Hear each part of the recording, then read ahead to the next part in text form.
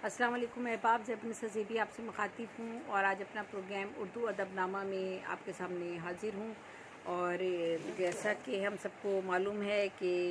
सैयद लुधियानवी का यौम विलादत 7 साला यौम विलादत 8 मार्च को मनाया जा रहा है पूरी दुनिया में। और जहाँ जहाँ सैयद लुधियानवी से मोहब्बत करने वाले लोग मौजूद हैं तो उनके हवाले से जो है बातचीत भी की जा रही है और उनके हवाले से प्रोग्राम भी मरतब किए गए हैं और ये उनके लिए दिन भी जो है उनके लिए मनाए जा रहे हैं। तो सैयद लुधियानवी से मेरा ताल्लुक़ ऐसे ही है जैसे कि हर शख्स का ताल्लुक़ किसी अपने पसंदीदा शायर से होता है। तो मेरे पसंदीदा शायर सैयद लुधियानवी, जिनसे मैं बचपन में मुतासिर हुई और मुतासिर होने के बाद मैंने क्या बेशुमार लोगों ने उस वक्त उनकी किताब गाता जाए बंजारा तलखियाँ ये आई हुई थी। और मेरा तो खैर बचपन था जब वो उनके नगमे जो थे वो सुबह कभी तो आएगी और बेशुमार नगमे उनके जो इनकलाबी जब वो रेडियो से बजते थे तो उनसे मुतासिर होकर फिर मैंने वो जब ये किताब अपने घर में देखी तो मैंने स्कूल के ज़माने में जो थे वो शायरी शुरू कर दी थी। तो फिर मेरे असलूब में भी सैयद लुधियानवी जो थे दर आए और जो है मुझे उनके नज़रियात ने मुतासिर किया। बच्ची थी, मुझे उस वक्त अंदाज़ा इतना नहीं था, फिर वक्त के साथ साथ अंदाज़ा होता गया कि सैयद लुधियानवी जो है वो कैसे शायर हैं और कितने बड़े शायर हैं। तो जहाँ तक सैयद लुधियानवी की तारीख़ पैदाइश का ताल्लुक़ है तो 8 मार्च 1921 को ब्रिटिश इंडिया गवर्नमेंट में लुधियाना के एक मुसलमान घराने में आप पैदा हुए। आपका असल नाम अब्दुल हई था। वालिदा की शौहर से अलहदगी हो चुकी थी। बचपन बहुत कस्म कुर्सी में गुजरा। पेशे के एतबार से आप शायर और फिल्मी गीत निगार थे। सिर्फ 59 साल की आपने उम्र पाई, यानी 59 ईयर्स आप ज़िंदा रहे और अचानक हार्ट अटैक से 25 अक्टूबर 1980 को इंतकाल कर गए। कॉलेज के ज़माने से ही आपकी गज़लें और गीत और नज़में बहुत मशहूर हो गए थे। और मैं तो ये कहती हूँ सैयद लुधियानवी के लिए कि सैयद लुधियानवी एक ऐसा शायर है जिसने हर दिल को मुतासिर किया है और वो कभी उसका नाम तारीख़ अदब से कभी फरामोश नहीं किया जा सकता। सैयद लुधियानवी कोई ऐसी शख्सियत है ही नहीं कि जिसको याद ना रखा जा सके। शायर के लिए मैं कहूँगी कि वो एक सदी नहीं, हर सदी का सबसे बड़ा शायर है। उनके नगमे और गीत सुनकर ही मैंने कलम को थामा और मैंने जो है लिखना सीखा। तो शायर जो है वो क्या कहूँ मैं उनके लिए, वो एक ख़याल हैं, तसव्वुर हैं, ख्वाब है, नींद है, रात है, जुल्फ़ है, रोशनी, चमक, बादल, मोहब्बत, इनकलाब, कली, नगमा, फूल और मसर्रत, दुख, कर्ब, परछाई, यकीन और ज़िंदगी के हर लम्हे में ज़िंदा रहने वाला वो शायर, उसे कौन फरामोश कर सकता है। और उनके बारे में जो है मैं थोड़ा सा ज़िक्र करना चाहूँगी शायर के बारे में यहाँ पर। और जैसा कि मैंने शायद आपको बता ही दिया कि मैं ये प्रोग्राम उर्दू अदबनामा पे करती हूँ, तो आज आपके साथ उर्दू अदबनामा पर ही मैं इस मौजू पर बातचीत कर रही हूँ क्योंकि सैयद लुधियानवी का चूँकि हम 7 साला विलादत मना रहे हैं तो उसी हवाले से मैं ये ओशियन न्यूज़ पर ये प्रोग्राम कर रही हूँ आप लोगों के लिए। और शेरवान साहब की भी शुक्रगुज़ार हूँ कि मुझे मौका देते हैं और मैं मुख्तलिफ़ शख्सियात पे बात करती हूँ। अदब के हवाले से जो है कुछ मौज़ूआत हैं उनका इंतखाब करती हूँ, उन पर आप लोगों से रब्ता करती हूँ और ज़ैबन सज़ीबी आपसे मुखातिब हूँ। तो बहरहाल मैं ज़िक्र कर रही थी सैयद लुधियानवी का। तो सैयद लुधियानवी के लिए मैं क्या कहूँ, क्या कहा जाए। सर दुनिया ने तजर्बात व हवादिस की शक्ल में जो कुछ मुझे दिया वो लौटा रहा हूँ मैं।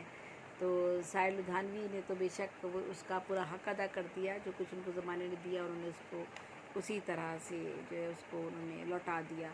उन्होंने ज़िंदगी को सिर्फ़ जिस नज़र से परखा है, ऐसी बसीरत और ऐसी आगाही हर शख्स के नसीब में कहाँ। और ये अल्लाह ताला किसी किसी को सलाहियतें देता है कि वो जो है सारे अपने तमाम लोगों में मुमताज़ और मुनफरिद हो जाता है। तो सैयद भी एक ऐसे ही शायर हैं। और ये महलों, ये तख्तों, ये ताजों की दुनिया, ये इंसान के दुश्मन समाजों की दुनिया, ये दुनिया अगर मिल भी जाए तो क्या है। और जो है वो एक जगह और कहते हैं, ये रात बहुत रंगीन सही, इस रात में गम का जहर भी है। इस देश के बच्चे अनपढ़ हैं दौलत के गलत बंटवारे से, بدلے یہ نظام زرداری، کہہ دو یہ سیاست دانوں سے، یہ مسئلہ حل ہونے کا نہیں کاغذ پہ چھپے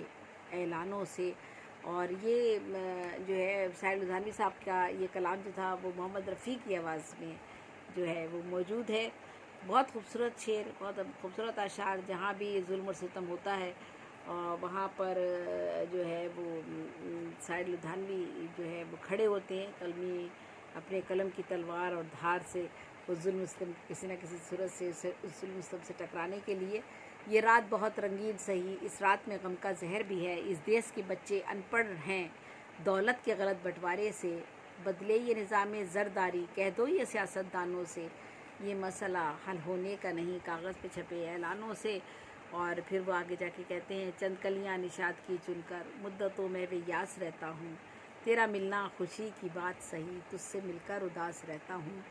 اور کبھی خود پہ کبھی حالات پہ رونا آیا، بات نکلی تو ہر ایک بات پہ رونا آیا۔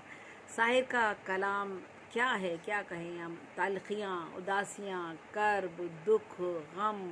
سچائیاں، زندگی اور حالات کی فکر و سوچ کے گہرے سائے، فلسفہ، نسائی مسائل، شوق و جنون کی کیفیات، سبھی کچھ تو اس میں پنہا ہے۔ کون سی زندگی کا ایسا رخ ہے جس پر ساحر لدھیانوی نے بات نہ کی ہو۔ جذبات بھی ہندو ہوتے ہیں، چاہت بھی مسلمان ہوتی ہے، دنیا کا اشارہ تھا لیکن سمجھا نہ اشارہ دل ہی تو ہے۔ جذبات بھی ہندو ہوتے ہیں، چاہت بھی مسلمان ہوتی ہے، دنیا کا اشارہ تھا لیکن سمجھا نہ اشارہ دل ہی تو ہے۔ عورت نے جنم دیا مردوں کو اور مردوں نے اسے بازار دیا، جب جی چاہا مسئلہ کوچا، جب جی چاہا دھتکار دیا، جب جی چاہا مسئلہ کچلا، جب جی چاہا دھتکار دیا۔ اور پھر شاعر کہتے ہیں کہ پھر نہ کیجئے میری گستاخ نگاہی کا گلہ،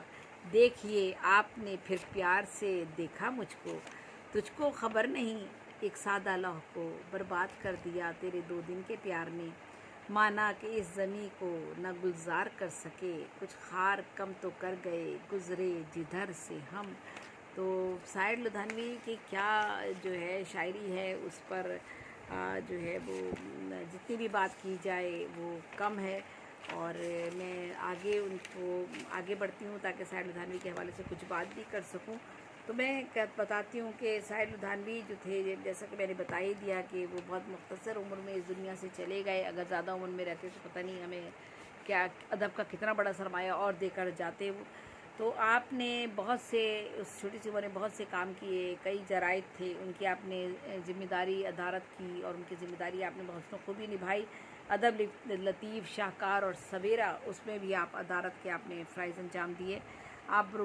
پروگریسو رائٹر ایسوسی ایشن کے ممبر بھی رہے۔ 1943 میں ساحر لدھیانوی لاہور منتقل ہو گئے تھے، اور یہاں انہوں نے تلخیاں مکمل کی جو 1945 میں شائع ہو گئی، اور پروگریسو رائٹر ہونے کی وجہ سے نظریاتی طور پر آپ کمیونزم یا سوشلزم یا اس زمانے میں ترقی پسندانہ نظریات تھے ان سے متاثر ہوئے، اور پوری ایک نسل اس سے متاثر ہوئی، اور ان نظریات کو کچھ نے تو اس طرح سے برتا کہ وہ مذہب سے شاید دوری قرار دیا، لیکن بے شمار لوگ ایسے تھے جو مذہب سے بہت زیادہ قریب ہو گئے، اور انہوں نے جو تھا وہ مذہب کے جو ہمارے اصول ہیں اور جو ہمارے ریلیجن نے ہمیں بتایا ہے کہ کس طرح اپنے عام لوگوں کی زندگی کو بدلنا ہے اور ان کی فلاح و بہبود کے لیے کام کرنا ہے، وہ جو تھا اس نظریے کو انہوں نے اس میں محسوس کیا، اور انہوں نے اس پر بات کی۔ تو بے شمار لوگ اس نظریے کے حامی صرف اس وجہ سے ہوئے کہ انہوں نے مذہب کا بہت قریب سے مطالعہ کیا ہوا تھا، اور انہوں نے یہ چاہا کہ یہ تو وہی بات کرتے ہیں جو ہمارا ریلیجن نے کہا ہے، جو حضرت محمد صلی اللہ علیہ وآلہ وسلم نے کہا ہے کہ غریبوں کا خیال رکھو، اور سماج میں جو ہے یہ جن چیزوں سے انتشار پھیلتا ہے ان کو کم کرو، غربت کم کرو، بھوک کم کرو، بے روزگاری کم کرو۔ تو ایسے ہی نظریات جو تھے ان سے متاثر تھے، اس عہد کی پوری نسل متاثر تھی جب یہ نظریاتی ترقی پسندی کا نظریہ ہمارے یہاں آیا، اور اس میں جو تھے شاعر نے بھی ایک کوئی متنازع بیان دے دیا تھا جس کی وجہ سے حکومت پاکستان کی جانب سے ان کی گرفتاری کا حکم ہو گیا تھا، تو وہ لاہور سے ممبئی اور یعنی اندھیری میں رہائش گاہ انہوں نے جا کر رہائش اختیار کی، انڈیا واپس چلے گئے، اور جہاں معروف شاعر موسیقار گلزار اور کرشن چندر سے ان کی ملاقاتیں ہوتی رہیں۔ فلمی دنیا بھی انہوں نے جب جوائن کی تو اس کا ایک بہت خاص مقصد تھا، یعنی وہ جو چاہتے تھے کہ ان کی بات، ان کی سوچ، ان کی فکر، ان کے خیالات اور عام آدمی کی زندگی میں تبدیلی اور غربت سے اپنے سماج کو نکالنا، خوشحالی اور برتری کی طرف لے کے جانا اور اپنے عام آدمی کی زندگی کی بات کرنا، ان ساری باتوں کو، ان سارے مسائل کو وہ جو اجاگر کرنا چاہتے تھے، اس کے لیے انہوں نے فلمی دنیا کا راستہ اختیار کیا، کیونکہ اس وقت یہی ایک سب سے بڑا ذریعہ تھا فلمی دنیا میں۔ ہمارے شعراء جو تھے نہ صرف روزگار کے لیے وہاں جایا کرتے تھے، بلکہ وہ جو تھے اپنے نظریات کو عام لوگوں تک، نچلی سطح تک پہنچانے کے لیے بھی فلمی دنیا کا انتخاب کیا کرتے تھے۔ سعید لدھیانوی نے بھی یہی کیا، اور وہ اپنی سوچ اور فکر کو عام آدمی تک پہنچانا چاہتے تھے اور بڑے بلند و بالا ایوانوں تک بھی پہنچانا چاہتے تھے۔ یہی وجہ ہے کہ انہوں نے اس راستے کا انتخاب کیا، اور